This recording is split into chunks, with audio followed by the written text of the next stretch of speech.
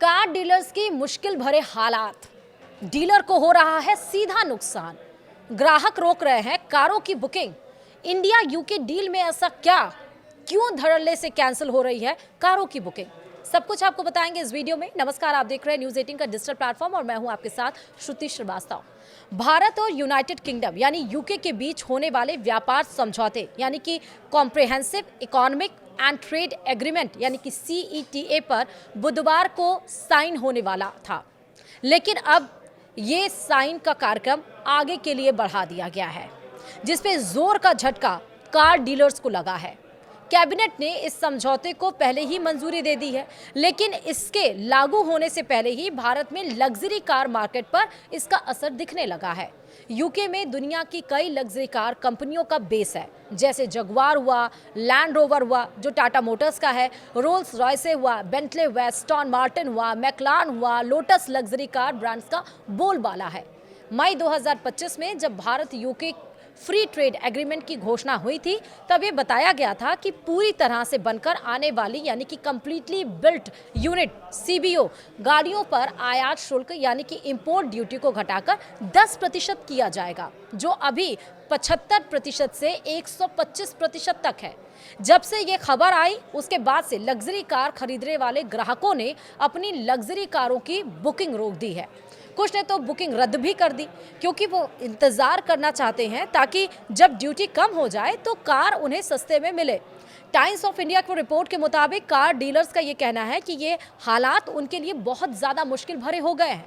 कई बड़े ब्रांड के डीलर ने ये बताया कि हमने ग्राहकों की बुकिंग के मुताबिक कारों के लिए ऑर्डर दे दिया था, लेकिन अब ग्राहक बुकिंग को रोक रहे हैं या फिर बुकिंग कैंसिल कर रहे हैं, और इसके कारण डीलरों को सीधा नुकसान हो रहा है।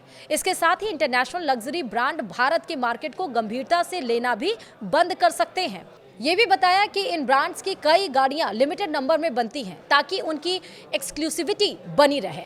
अगर बुकिंग भारत में कम होती है तो ये कंपनियां अपनी कारें दूसरे देशों में भेजना शुरू कर देती हैं।